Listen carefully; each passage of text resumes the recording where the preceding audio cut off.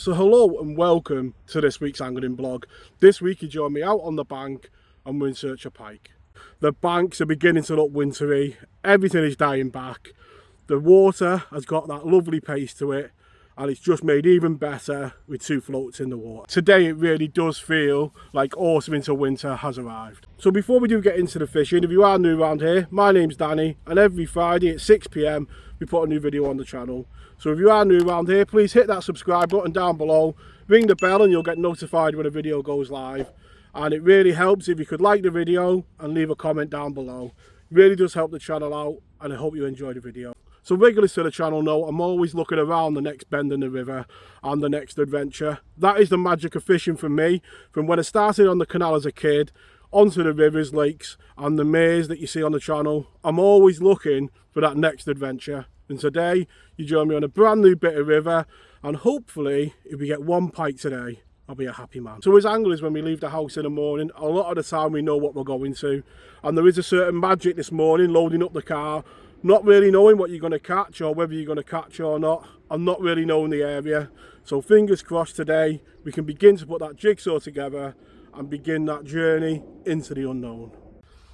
So as you can see on screen now, the banks are really treacherous, it's really muddy, and I'm going to sit back now, try not to go down on the bank too much in case we get a run, and then hopefully we'll see one of them floats sink away. So as you can see, the banks are treacherous, the rods are out, and just a little bit on safety if you guys are new to the rivers and want to give it a go.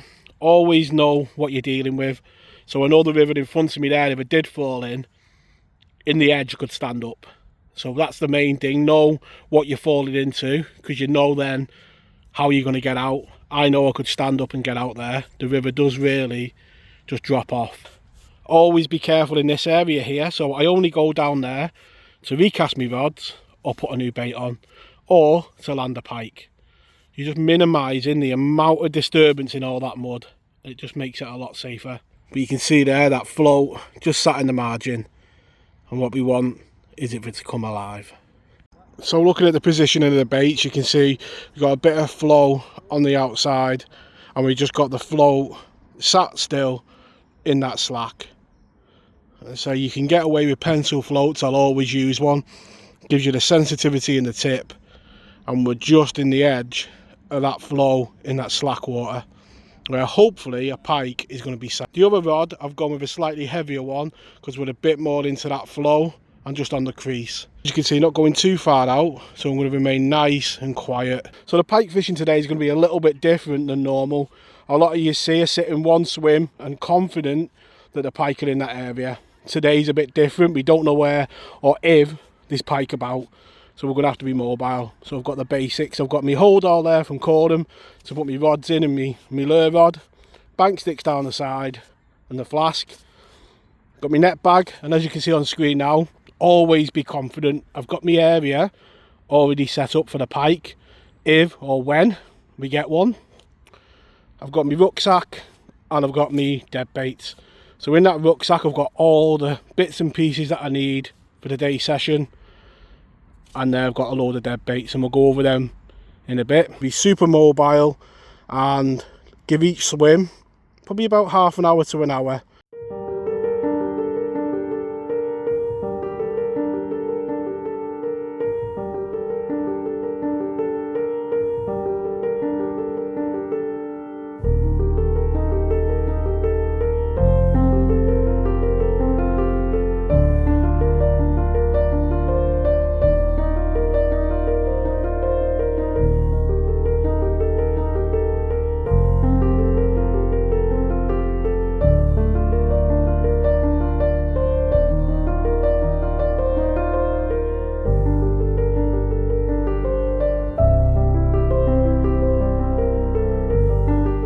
So every journey in angling, like I said, starts with a first step.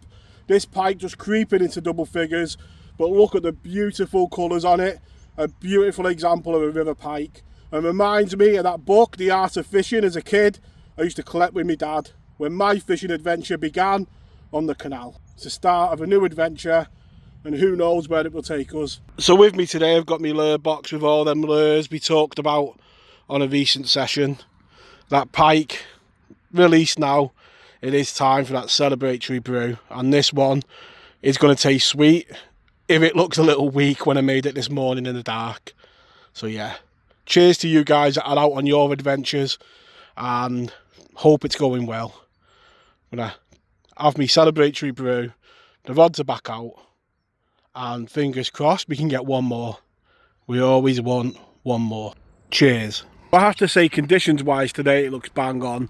You can see the foliage just dying back. We've got overcast skies. The river is clear and you can see the bottom in the margin. So hopefully we can drop on another pike. No more bites before coming in that swim. So we've had a move, and again we're on the inside of a slack.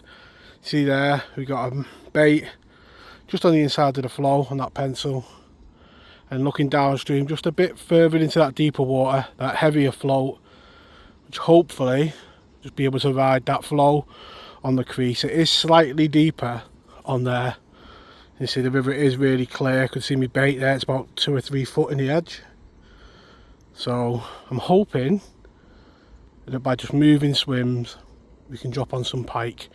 In this swim here we have got a slack on the far bank as well. A bit more of a difficult fish, but we could try over there as well. So to begin with, just got the bream out in front of me and the sardine downstream. But I'll go over the baits that I've carried with me today and the reasons why. So I always carry my baits in a dedicated bait pouch, keeps them nice and fresh and frozen. So one thing I don't do is confuse myself with baits. It's hard enough when you come into a new river to get to terms with it. So I'll just concentrate on sizes of baits. And I believe pike don't really care what bait's in front of them. It's the size of bait that matters. So I've brought with me some smelt. That's a small to medium bait. So if there's a lot of roach in the river or chublet, then the pike might be feeding on them. Got mackerel. Again, that bigger, oilier bait. It's going to give you a bigger food item if there's bream or bigger fish in the area, big chub. You might be eating them. Obviously sardines, clear water, a bigger bait, but you've got that glint and attraction. It's no surprise the fish come on that today with the clear conditions. And then we've got bream. Again, more natural bait, gives you a bait that they might be seeing on a daily basis, you know, natural food to them, not a sea bait. And it covers all bases in them 4 baits. So as I'm moving through, try different baits, see what works. But it gives you them options, the sizes of bait. So after swim 2, I tried swim 3 and 4 and was not rewarded for my efforts at all. So it's 2 o'clock now and you join me back in the first swim of the day. And I'm going to stay here now until 4 o'clock and we'll fish it until dark. Now hopefully, in the time we've been away, another pike's moved in.